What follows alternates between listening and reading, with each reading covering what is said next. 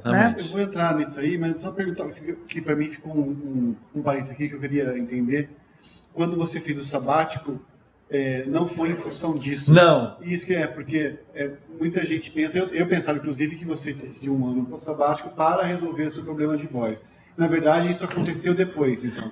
Não, na verdade, assim, a gente sabia que tinha algum problema com a minha voz. A gente não sabia qual era, a gente não sabia quão grave era. Como também foi um período conturbado na minha vida pessoal, e como a gente não encontrava uma coisa fisiológica que explicasse, a gente partiu, talvez seja só cansaço, porque realmente esses 2 anos, 2015 e 2016, foram os 2 anos que eu mais fiz a apresentação, né? Que eu fiz mais apresentação do que eu normalmente... Eu tinha definido para mim que eu não queria fazer mais do que 12 agendas por mês. Aí eu subi para 16, 17, entendeu?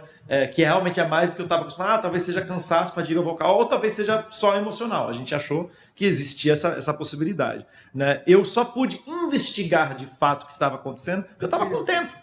Né? Quando a gente vive essa loucura na estrada, mano, como você vai investigar para descobrir o que está acontecendo? Não é um diagnóstico fácil, entendeu? Agora, o sabático, eu fui atrás do sabático porque, quem que não quer, né? Ficar 1 ano sem viajar, ficar 1 ano sem trabalhar. Eu me organizei para isso. E dentro disso que você está falando aqui, que colocando o importante não é a performance, o importante é tocar as pessoas, não sei o que tem, tudo aqui. Aparentemente, tudo é muito bonito e maduro. Mas, com toda honestidade no mundo, assim, o quanto isso te abalou de verdade? Você fala assim, cara, não é isso. Você teve essa maturidade mesmo? Cara, não, processo. O processo foi... Então, Léo, você chegou a pensar, acabou o meu chamado? Com certeza. O meu primeiro pensamento foi, cara, eu tive uma carreira de 15 anos, é mais do que a maioria das pessoas pode ter, eu dei a minha contribuição, eu fiz o que eu tinha que fazer. Para mim, no primeiro momento, era um sinal claro de que falei, cara, é para eu fazer outra coisa. Entendeu? Porque Deus, né, não chama os capacitados, ele capacita os escolhidos. Então, se eu não estou mais capacitado, né, dentro de uma lógica um pouco rasa, mas no meu primeiro foi isso, falei, bom, tá bom. Só que assim, eu realmente reagi a isso com muita tranquilidade. Essa é a pergunta. Para mim, foi muito tranquilo. Por quê? Porque eu nunca me defini a partir da minha voz. Eu não acho que, sabe, porque é muito fácil.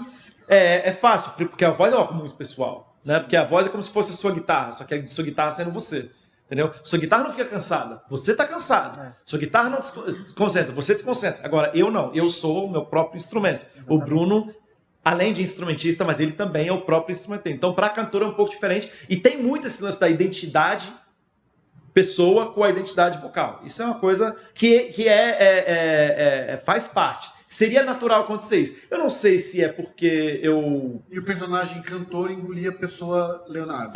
Né? A pessoa física, a pessoa jurídica. Né? Que a gente brinca.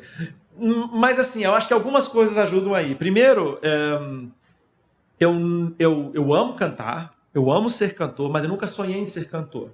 Não é uma coisa da minha infância. Eu me constituí indivíduo antes, por outras vias. Entendeu? Eu queria estudar literatura, sou formado em letras. Eu me defino muito mais através da linguagem, né? Através, inclusive, disso que a gente está fazendo aqui agora, trocando ideia, falando do que eu penso e de como eu transmito o que eu penso. Para mim, isso é mais constitutivo da minha identidade do que... Por exemplo, eu me senti mais perdido quando eu, na minha adolescência, me mudei da Alemanha para o Brasil e não sabia falar português. Aí eu fiquei perdido.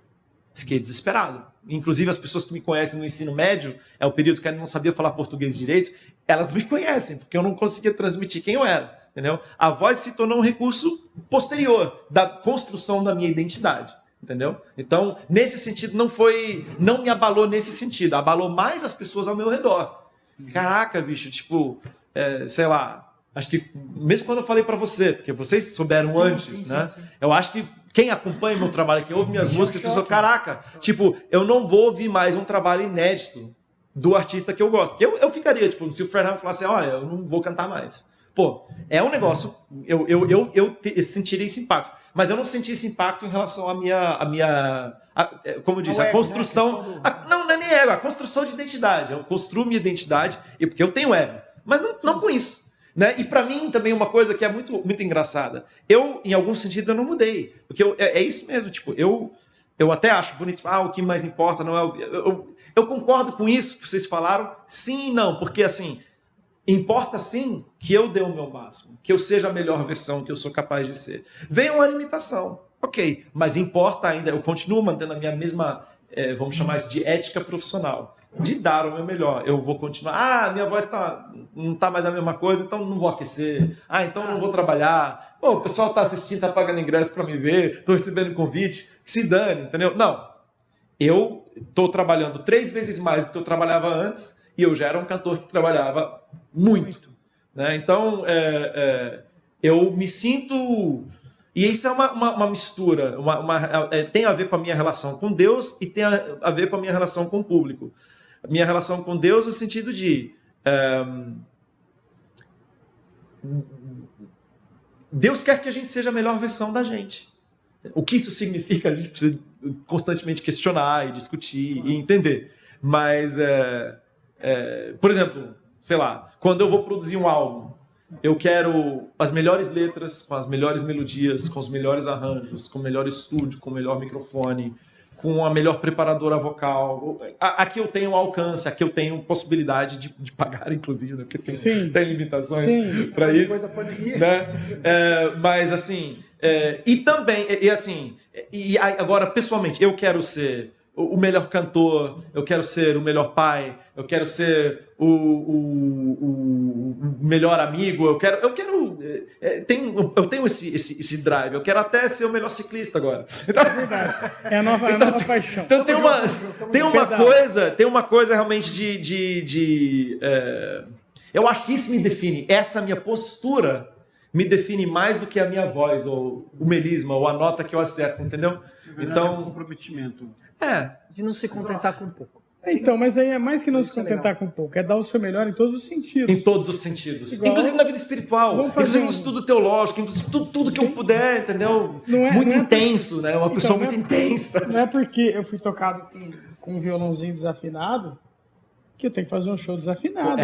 Jamais. Eu tenho como ter um violão bom, afinado. E você não cai na ilusão de achar que foi o violão desafinado que tocou. Sim, exatamente. Né? Não é o violão. Vamos agora desafinar os violões, porque Deus está ali, ó. Deus está no violão desafinado.